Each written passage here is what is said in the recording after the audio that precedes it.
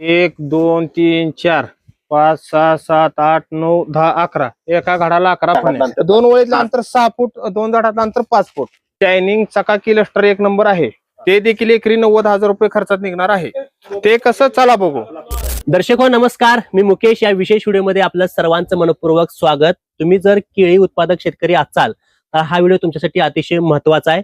कारण सध्याला बघायला गेलं तर शेतकऱ्यामध्ये केळीमध्ये अनेक संभ्रम अवस्था आहे, अनेक शंका शेतकऱ्यामध्ये उपस्थित झाल्या. त्या सध्याला बघायला गेलं तर केळीवरती अनेक रोग देखील तेवढ्या मोठ्या प्रमाणात वाढलेत आणि त्यासोबत शेतकऱ्याचा खर्च वाढलाय. आता सध्याला आपण अनेक शेतकऱ्यापर्यंत जातोय, भेटतोय, संवाद साधतोय. शेतकऱ्या जवळपास एकरी खर्च 1.5 ते 2 लाखापर्यंत शेतकऱ्याला सध्याला व्हायला लागलाय. पण मी आज अशा एका शेतकऱ्यापाशी आलो ज्या शेतकऱ्यांना अगदी कमी खर्चामध्ये जास्तीचं उत्पन्न काढले. आता जवळपास तुम्ही केळी बघितली तर केळी हार्वेस्टिंगला आले. आपण व्हिज्युअलच्या माध्यमातून बघू शकता ह्या केळीचा बुंदा. सगळ्यात महत्त्वाचं म्हणजे ज्या पांढऱ्या मुळ्या चालतात त्या पांढऱ्या मुळ्या तुम्ही बघू शकताय आणि ह्या केळीच्या घडाची साईज तुम्ही त्या ठिकाणी बघू शकताय. अतिशय जवळपास एखाद्या जर नवीन तज्ञ माणसाने या भागामध्ये येऊन बघितलं तर त्याला वाटलं की मोठ्या प्रमाणावरती या शेतकऱ्यांना खर्च केलाय. पण अगदी लाख रुपयाच्या आतला किती 1 लाख रुपयाच्या आतला खर्च शेतकऱ्यांना करून जबरदस्त या पद्धतीची केळी या शेतकऱ्यांना आणली. खरं तर आता मी पंढरपूर तालुक्यातल्या बोशे गाव जे टेंभुर्णी पासून जवळ आहे त्या गावातल्या दादा नायकुडे या तरुण शेतकऱ्याच्या प्लॉटमध्ये आलोय. शेतकऱ्यांनी नेमकं काय केले आणि तुम्ही शेतामध्ये काय केलं पाहिजे, तुमचा देखील हा व्हिडिओ बघितल्यानंतर केळीतला खर्च कसा तुम्ही वाचू शकताय हे तुम्ही देखील त्या ठिकाणी बघू शकताय. नायकुडे साहेब, तुमचं आमच्या व्हिडिओमध्ये स्वागत आहे. मला पहिला प्रश्न विचारायचा, कारण सुरुवातच मी खर्चावर केली होती. मला सुरुवातीला आणि आमच्या प्रेक्षकांना सुरुवातीला सांगा काय खर्च केला एकरी तुम्ही? एकरी खर्च एक 80 ते 90,000 रुपये पर्यंत झालेला आहे. फक्त 80 ते 90,000 पर्यंत. त्यात काय काय? त्यात तुमची रोपाची लागण आली, तुमचे ड्रेप आले, तुमची बांधणी, परत आपले इतर बेसो डोस यापर्यंत 80 ते 90,000 पर्यंत आपला खर्च झालेला आहे. लाखाला अजून टेकलं नाही? लाखाला अजून टेकलेलं नाही. हार्वेस्टिंग कधी? आता हार्वेस्टिंग एका 2-3 दिवसात चालू होते. हार्वेस्टिंग 2-3 दिवसात हार्वेस्टिंग आहे. हार्वेस्टिंग चालू होते. फक्त 80 ते 90,000 रुपये हा खर्च औषधाचा, फवारणीचा नाही शेतकरी मित्रांनो. त्यामध्ये ड्रिप आहे, त्यासोबत रोपा येतील, बाकी सगळे शेतकऱ्यांचे नियोजन सगळं हे 90,000 रुपयांपर्यंत शेतकऱ्यांना त्या ठिकाणी शक्य केले. कशामुळे झाले शक्य? सगळे शक्य आपले मार्गदर्शक श्री माळी साहेब यांच्या मार्गदर्शनाखाली आपण ते बागेचं नियोजन केलेलं होतं. त्याच्यामुळे ना आपले घरचे मजूर असल्यामुळं म्हणजे इतर खर्चाचं लय म्हणजे बाहेरच्या मजुराचा पण काही लय विषय झाला नाही, कारण का आपण स्वतः कष्ट करणार असल्यामुळं ते आपल्या बागाचं त्यांच्या मार्गदर्शनाखाली आपण इथपर्यंत आलेलो आहे. आणि त्यासोबत प्रत्येक कंपनीची खतं असल्यामुळं ते त्यांचं मार्गदर्शन चांगलं भेटल्यामुळं ते कमी खर्चात आपलं जास्त उत्पन्न निघू शकलेलं. प्रत्येक कंपनी तुम्ही खतं वापरली ती? हो, प्रत्येक कंपनीची. बरं, केळी शेती कधीपासून करताय? केळी शेती आपण 2019 पासून करतोय. 2019 पासून म्हणजे 6-7 वर्ष झाली. 6-7 वर्ष झाली. काय अनुभव आहे केळी शेतीला? तवाची केळी शेती आणि आताची केळी शेती मधला काय फरक सांगताय? नाही म्हणजे असा फरक बराचसा जाणवतोय साहेब आपल्याला. म्हणजे पहिल्या वेळेस म्हणजे आता हे शेती खर्चात आता बॅगात जरा थोडी वाढ झालेली आहे. पण बरं, हे कमी खर्चात आपण ही जास्त उत्पन्न घेतलेलं आहे. उसाला परवडते शेती? ही उसापेक्षा ही केळीचं पीक जास्त परवडतंय. उसापेक्षा परवडतंय? हो, परवडतंय. बरं, माळी साहेबांसोबत तुमचं कधीपासून ओळख झाली? माळी साहेबांचं कॉन्टॅक्ट कधी झालं? माळी साहेबांचं कॉन्टॅक्ट आपलं 1-2 वर्षापासून आहे. बर, त्यांची व्हिजिट असते या भागामध्ये? हो, त्यांची व्हिजिट असते. काय केलं सुरुवातीला ज्यावेळेस तुम्ही केळी लागवड करायचा विचार केला किंवा ज्यावेळेस रोपं आणली होती त्यावेळेस काय येतं, कशी मशागत कशी केली, शेणखत कसं वापरत होतं, काय काय तुम्ही वापरतो? आपण मशागत पहिल्यांदा ऊसासाठी सरी घातली होती. ऊसासाठी? आपण ऊसासाठी सरी घातली होती. परत अचानक नियोजन बदललं. मग नियोजन बदलल्यावर सकाळी ट्रॅक्टरनं डायरेक्ट सरी मोडली, रोपं घेतली, डायरेक्ट 6-5 वर लागण केली. 6-5 वरती? 6-5 वर लागण केली, ड्रिप हातरलं, हायशी सपयला लावली केली. आपण काही बेड सोडले नाही, कुठं काही केलेलं नाही. त्याच्यामुळं हायशी पूर्ण हाय असं आपलं हे झालेलं होतं प्लॉट. आता बाकीचं सगळं नियोजन जे खताचं नियोजन असेल किंवा हे तुम्ही सांगणार का माळी साहेब स्वतः सांगतील? नाही, ती स्वतः माळी साहेब सांगतील. त्यांची व्हिजिट असते यामध्ये? त्यांची व्हिजिट असते. बरोबर आहे. खरं तर टेंभुर्णी भागामध्ये केळी शेतीमध्ये मोठं काम करणारं कृषी पंढरी अॅग्रोचे कृष्णात माळी हे देखील आपल्या सोबत आहेत. माळी साहेब, तुमचं या विशेष व्हिडिओमध्ये स्वागत आहे. खरं तर शेतकऱ्यासोबत जेव्हापासून मी इथे केळी बागेत आलोय, फिरतोय, ते आम्हाला घर दाखवतात, बुंदा दाखवतात, मुळ्या दाखवते. ते म्हणजे सगळं दाखवत असताना सारखं हे माळी साहेबांमुळे झालंय, हे माळी साहेबांमुळे झालंय, माळी साहेब येते. काय चालेल नेमकं माळी साहेबाचं केळी शेतीमध्ये काय काम चालू आहे? सध्या आता सोलापूर जिल्ह्यात आपल्या पहिल्यांदा आता केळीचं क्षेत्र वाढलेलं आहे. निर्यात केळी उत्पादक जास्त झालेले आहेत. आता पहिल्या कॅरेटवर द्यायचं, लिलावाला न्यायचं ही पद्धत बऱ्याच शेतकऱ्याच्या डोक्यात नाही. फक्त आपण कशी केळी काढायची तर निर्यातक्षमच काढायची त्या उद्देशाने शेतकरी आता केळी केळीत उतरलेला आहे. बरोबर. हा हा. कारण निर्यात दर पण जास्त मिळतो. दर जास्त मिळतोय बॉक्स पॅकिंगला. हा हा. आणि ती सिस्टीम आपल्याकडे आहे, सगळा रस्ता आपल्याकडे जवळ आहे, तर व्यापारी त्या पद्धतीने आपल्या या भागामध्ये आहेत. खरं तर सध्याला यांचं म्हणजे यांनी ज्यावेळेस इथे केळी लावायचं नियोजन घेतलं होतं त्यावेळेस तुमचं शेड्यूल कसं होतं सुरुवातीपासून? ह्यांनी रोपाची लागण केली, लागण केल्यानंतर माझ्याकडे आले. लागण केल्यानंतर? हा हा. आणि 8 दिवसांनी काय झालं की ह्यांच्या रोपात हुमणीचा प्रादुर्भाव झाला. त्यामुळे जवळजवळ 200 ते 250 रोपं ह्यांची गेली. त्यावेळेस ह्यांनी माझा संपर्क साधला. बर. हा. त्याने हुमणीनं रोपं गेल्यामुळे म्हणजे या शेतात हुमणी होती आधी? हुमणी होती. काय करता येतील माळी साहेब असं मला विचारल्यानंतर मी ह्यांच्या प्लॉटवर आलो. आधी हुमणीवर काम केलं. काय केलं हुमणीवर तुम्ही? हुमणीचं सगळं नियंत्रणासाठी पिप्रोनिल 0.3% आपण त्याची आळवणी घ्यायला लावली. त्यामुळे हुमणी कव्हर झाली. हुमणी कव्हर झाल्यानंतर रोपं लावून घेतली आणि त्याच्यानंतर परत आपण मुळीसाठी काम केलं. मुळीला आपण पहिल्यांदा रूट मॅजिक दिलं. रूट मॅजिक दिल्यानंतर अॅमिनो ऍसिड दिलं, फुलविक ऍसिड दिलं, सिविड दिलं, टॉनिक सगळं आपण टॉनिकच्या आळवणी केल्या. त्यानंतर परत कीटकनाशक बी आपण आळवणी केली. म्हणजे सुरुवातीला शेतकऱ्याला हुमणीची मोठ्या प्रमाणात अडचण आली होती.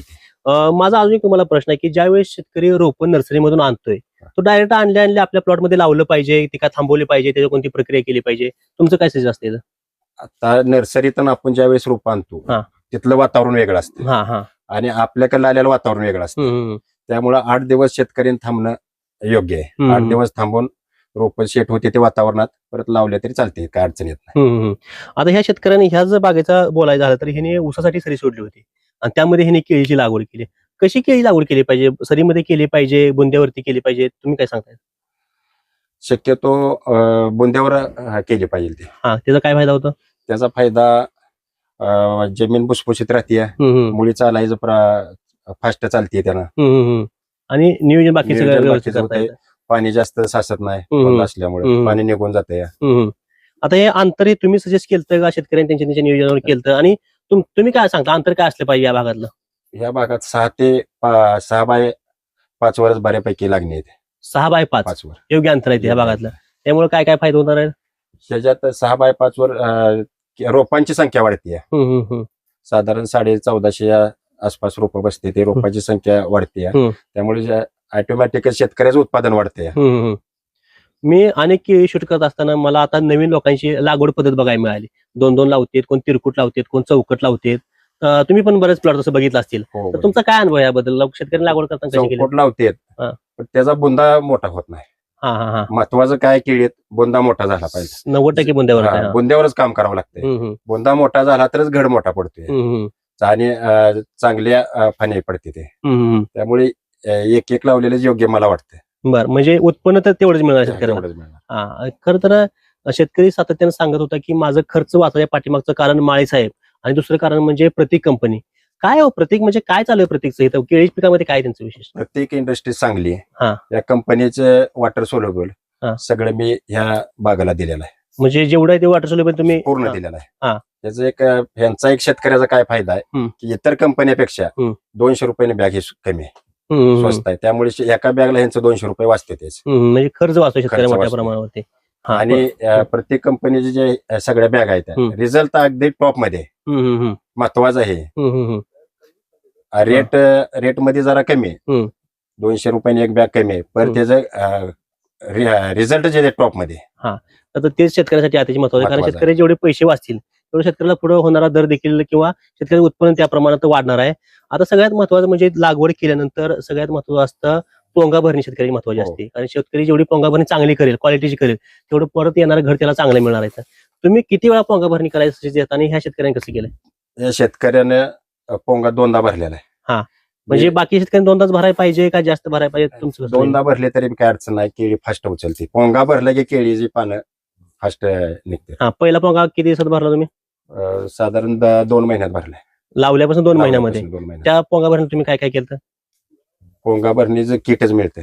ते किटच आपण ते सगळं घटक असते ते सोडलेलं आहे. पहिला पोंगा भरला आणि दुसरे पोंगा भरले पण सेमच केलेलं आहे. त्यामुळे पोंगा भरल्यामुळे पानाची उसकटायची संख्या हे होऊन वाढते हम्म, फास्ट निघते ते. बरोबर आहे. त्यासोबत केळी पिकामध्ये जेवढा बुंदा सशक्त आता आपण बोलतो त्यापर्यंत त्यासोबत पाणी नियोजन देखील तेवढंच केळीमध्ये महत्वाचं आहे. कारण शेतकऱ्याला अजून केळीतलं पाणी नियोजन बऱ्याच शेतकऱ्याला गावलं नाही. अगदी शेतकरी पाटानं पाणी सोडायचं, ड्रीप कोणती वापरायचं, इथे पण शेतकऱ्याचं नियोजन अतिशय महत्वाचं आहे. तुम्ही कसं काय सांगता पाणी नियोजन किती महत्वाचं आहे? केळी व्यवस्थापनामध्ये महत्वाचा पाण्याचाच विषय आहे. पाणी व्यवस्थापन व्यवस्थित झालं पाहिजे. ज्यादा प्लॉटला पाणी झालं, मुळी ब्लॉक होती. मुळी ब्लॉक झाले की हे जे थांबलं सगळं पूर्णच थांबतंय, केळीचं कामच थांबतंय. परत शेतकऱ्याचं 15 दिवस त्यातच जाते. परत त्याला हुमिक ऍसिड सोडा, मायक्रोरायझा सोडा, परत पांढरी मुळी चालू करा, त्याच्यात वेळ जातोय. त्यामुळे पाणी व्यवस्थापन महत्वाचं आहे. पाणी गरजेनुसार केळीला द्यायचं. सुरुवातीच्या पहिल्या 20 दिवस केळीसाठी अतिशय महत्वाचं असते. तर त्या 20 दिवसामध्ये कसं पाणी नियोजन असलं पाहिजे, किती वेळ दिलं पाहिजे नियोजन? साधारण आम्ही 2 दिवसातून 1 तासच देत होतो सुरुवातीला. हा, आणि नंतर आता ज्यावेळेस वाढवत गेलो. टोंगा भरणी केली त्यावेळेस कसं नियोजन होतं पाण्याचं? परत पाणी वाढवलं, 2-3 तासावर गेलो आम्ही. आता शेतकरी बघा गेलं तर हिने एका बाजूला पेप्सी, एका बाजूला चांगली ड्रीप वापरली. तुम्ही कशी ड्रीप पाहिजे शेतकरी, म्हणजे पेप्सी चालू शकते का चांगली ड्रीप पाहिजे?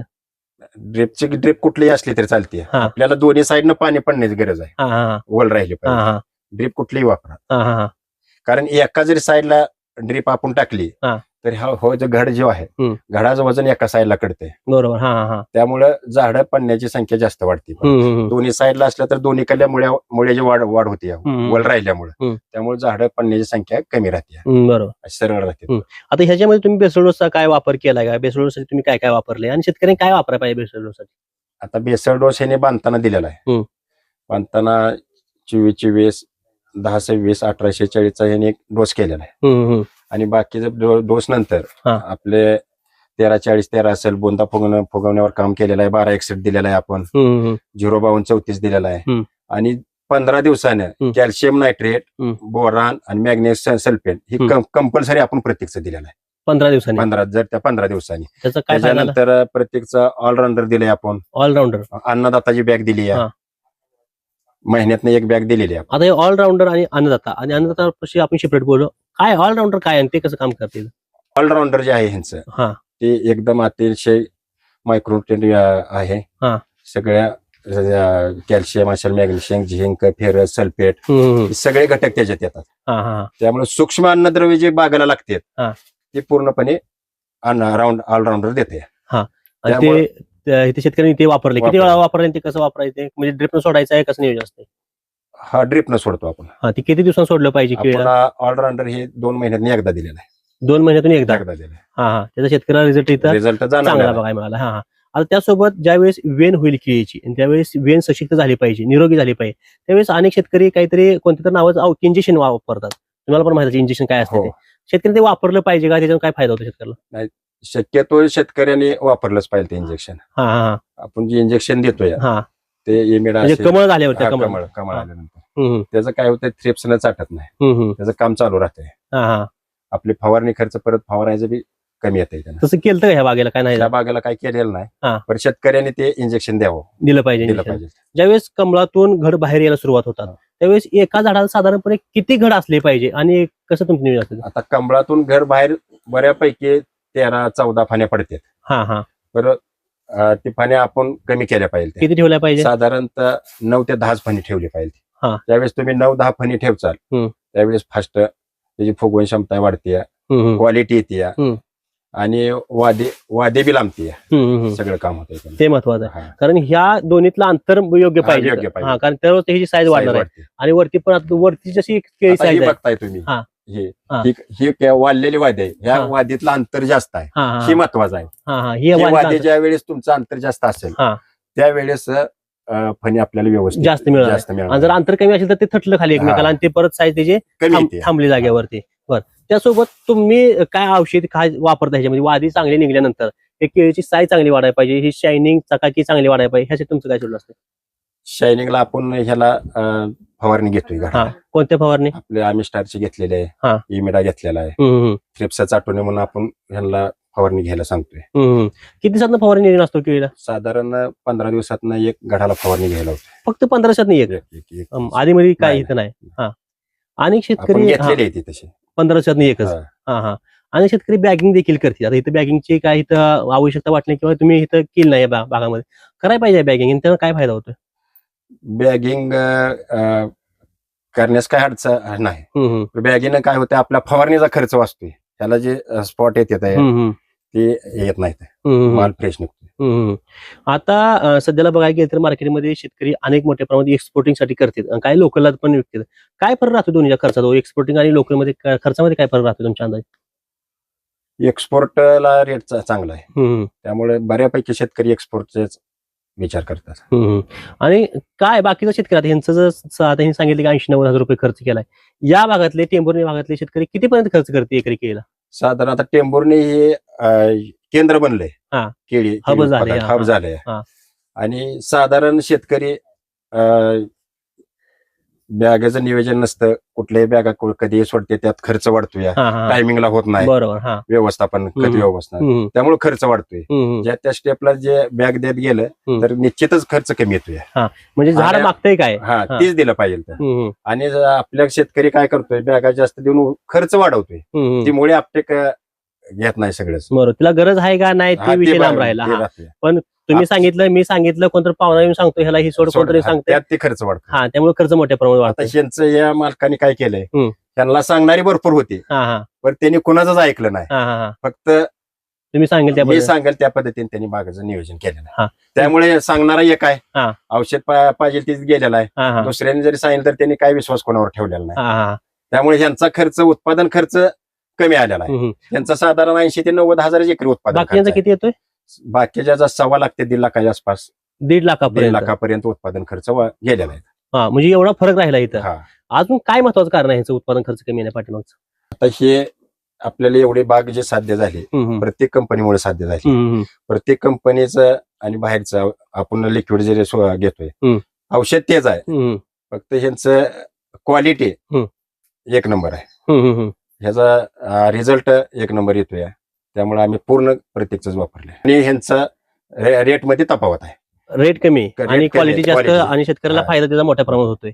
आता सध्याला मार्केट चालू आहे केळीचं, इथं आल्यानंतर व्यापारी काय म्हणतात, व्यापारी काय बोलतात केळीबद्दल? केळी व्यापारी आता बघून जायला लागलेत. साधारण इथलं चालूचं मार्केट 25 ते 30 रुपयेपर्यंत आहे. 30 रुपयेपर्यंत. आता इथून आता पावसाळा सुरू झाला, तुमचा काय अंदाज वाटतोय? तुम्हाला आहे असा दर राहील, वाढेल, कमी? नाही, दर वाढणारच आहे. बुरहानपूर मार्केट 3700 आहे आता चालूच. आपल्यात तसं त्या मानाने रेट वाढलेला नाही, बरं अपेक्षित आहे रेट वाढणारच आहे. शेतकऱ्यामध्ये केळी हार्वेस्टिंग करताना अनेक मोठी संभ्रमाची अवस्था आहे की हार्वेस्टिंग कधी करायची. व्यापारी आला, व्यापाऱ्याने दर मागितला, शेतकरी घाबरतोय, पुढे 4 दिवसांत दर पडेल, काय अजून आपत्ती परिस्थिती येईल, त्यामुळे शेतकरी आहे अशी केळी त्या ठिकाणी घालतोय, शेतकरी वजन कमी भरतंय. कोणत्या स्टेजला शेतकऱ्यांना केळी घालली पाहिजे किंवा काय बघितली पाहिजे? आता हे हार्वेस्टिंग आले कशी ओळखली पाहिजे? आता हे हार्वेस्टिंगला आपला माल 8 दिवसात येतोय. त्याचं महत्वाची बाजू काय, हे शिरा आहे त्या, हे शिरा जे आहे ते का पूर्ण जाते, ते गोल होते, ते त्यावेळेस हार्वेस्टिंगला माल येतोय, गोल येणार, त्यावेळेस शेतकऱ्याने माल घालवला पाहिजे. अजून ह्याचं वजन वाढणार आहे, अजून ह्याला शिरा आहे थोडी, अजून ह्याचं 2-4 किलो वजन वाढणार आहे. गोल झालं की हार्वेस्टिंग शेतकऱ्यांनी करावे. आणि शेतकऱ्यांनी काय काळजी घेतली पाहिजे महत्वाची म्हणजे हार्वेस्टिंग करताना? कारण शेतकऱ्यांना नुकसान होतंय, वजन कमी भरते शेतकऱ्यांचं, पण शेतकरी दराच्या भ्यानं आपली हार्वेस्टिंग लवकर, त्यासाठी शेतकऱ्यांनी काय काळजी घेतली पाहिजे? शेतकऱ्यांनी आपलं रेट चालू आहे, काय शेतकरी काय करते, आपला माल हे झालेला आहे, हार्वेस्टिंगला आलाय, रेट काय पडलेला आहे, असं जर असेल तर शेतकरी थांबतो. या शेतकरी न थांबता परत काय होतंय, माल ज्यादा फुगला की बॉक्स पॅकिंग घेत नाहीत, चालत नाही म्हणतात, परत आपल्याला कमी रेटने कॅरेटला द्यावं लागतोय. त्यासाठी योग्य वेळेत हे शिर गोल झाले की माल दिला पाहिजे बॉक्स पॅकिंग. तर शेतकऱ्याला त्या ठिकाणी वजन पण वाढणार आहे आणि उत्पन्न त्या पद्धतीने शेतकऱ्याला मिळणार आहे. ऊसाची जागा केळी शेतीने घेतली टेंभुर्णीमध्ये, अशी एक चर्चा सगळीकडे चालू आहे. काय त्याची ऊसाचं क्षेत्र कमी केळी वाढली आहे? ऊसाचं क्षेत्र आता आमचं बोशे परिसर आहे, त्या बोशे परिसरामध्ये ऊसाचे क्षेत्र कमीच झाले आणि केळीचं क्षेत्र वाढलं. काय कशामुळे झाले ते सगळं? सध्या परिस्थिती ऊसाला काय, जरी ऊस गेला कारखान्याला तर वर्ष बिल मिळत नाही, पहिला मुद्दा आहे. चेअरमन लोक परत फोन बी उचलत नाहीत, आणि त्याच्यानुसार त्यांनी ती पीक पद्धत बदलली. ऊसाचं क्षेत्र कमी आपोआप झालं आणि केळीचा रेट चांगला आहे, आज 4 रुपये जास्त मिळणार आहेत. हे आशेने शेतकरी केळीकडे वळलाय. आणि उसाल तरी एकरी खर्च 50-60 हजार रुपये एकरी खर्च उसाला कसा जातोय आणि ह्यांनी 90,000मध्ये ही केळी उत्पन्न करतात. त्यामुळे केळी शेतकऱ्याला 100% त्या ठिकाणी परवडणारच आहे. जी नवीन पोरं केळीकडे वळणार आहेत किंवा जी नवीन शेतकरी केळीकडे वळणार आहे त्यांना तुम्ही काय सजेस्ट करसाल?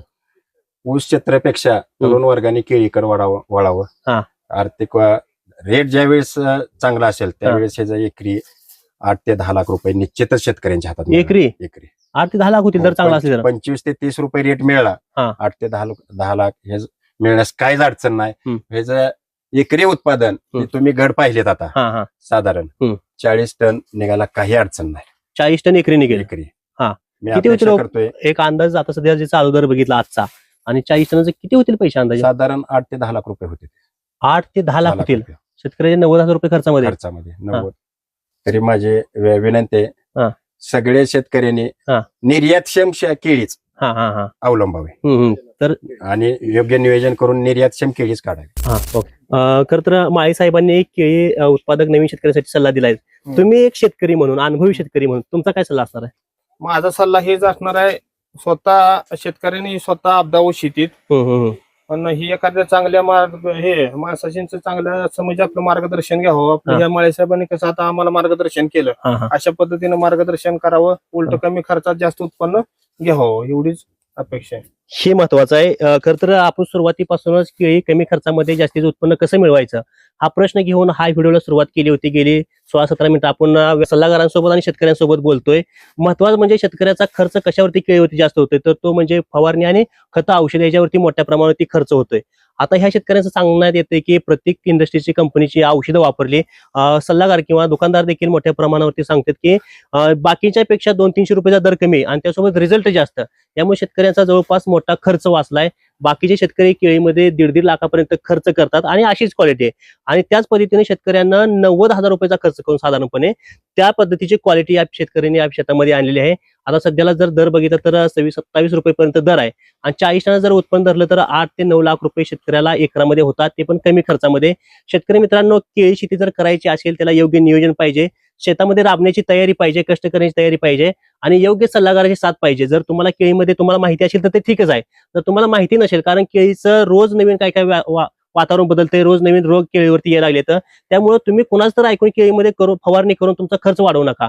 एखाद्या चांगल्या आता माळी साहेबांच्या सल्लागारासारखे तुम्ही साथ घेऊन या केळीतून तुम्ही चांगलं उत्पन्न त्या ठिकाणी मिळवू शकताय. या केळीमध्ये अजून आम्ही काय प्रश्न विचारले पाहिजे, केळीबद्दल अजून काय माहिती मिळवली पाहिजे हे तुम्ही कमेंट करून सांगू शकताय. माळी साहेब असतील, शेतकरी साहेब, तुम्ही आम्हाला एवढा मोठा वेळ दिला, तुमच्या धावपळीतून तुमचं मनापासून आभार आहे. धन्यवाद.